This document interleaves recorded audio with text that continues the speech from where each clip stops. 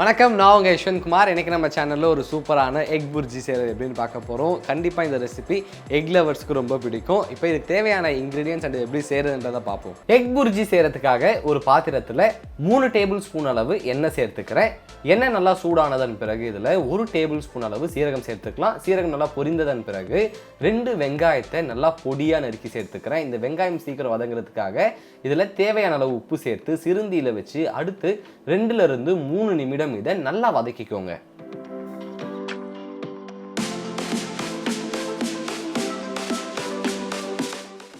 இந்த அளவுக்கு வெங்காயம் நல்லா வதங்கினதன் பிறகு இதில் 2 தக்காளி நறுக்கி சேர்த்துக்கிறேன். கூடவே 1 டீஸ்பூன் அளவு மிளகாய்த்தூள் மற்றும் கரம் மசாலா சேர்த்துக்கலாம். 2 பச்சை மிளகாயை பொடியை நறுக்கி சேர்த்துக்கோங்க. 1 டீஸ்பூன் அளவு இஞ்சி பூண்டு விழுது சேர்த்து இதில் இருக்கக்கூடிய பச்சை வாசமும் இந்த தக்காளியும் நல்லா குழையிற அளவுக்கு இதை சிறுந்தியிலே வச்சு நல்லா வதக்கிக்கலாம்.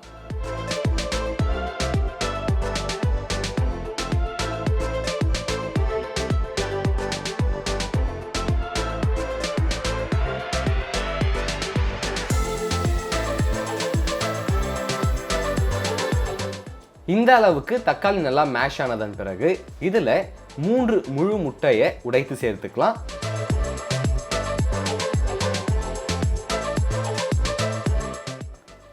சேர்த்ததன் பிறகு முட்டையும் மசாலாவும் ஒன்றோடு ஒன்று நல்லா கம்பைன் ஆகிற அளவுக்கு இதை மிக்ஸ் பண்ணிக்கோங்க.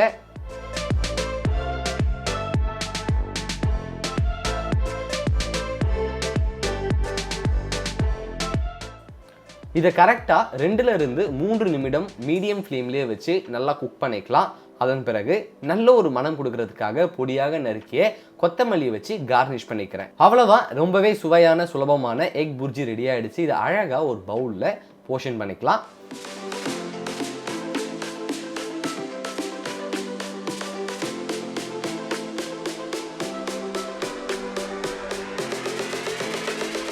ஒரு சூப்பரான எக் புர்ஜி ரெடி ஆகிடுச்சு. வெஜிடேரியன்ஸ் எக்குக்கு மாறாக பன்னீர் ஆட் பண்ணி செய்யலாம். கண்டிப்பாக ரொம்பவே நல்லாயிருக்கும். நீங்கள் மறக்காமல் வீட்டில் ட்ரை பண்ணி பார்த்துட்டு உங்களுக்கு ஃபீட்பேக்கை கீழே கமெண்ட் பண்ணுங்கள். இதே மாதிரி இன்னொரு சூப்பர் ரெசிபியோடு உங்களை நான் சந்திக்கிறேன். Until then bye from Yashwant.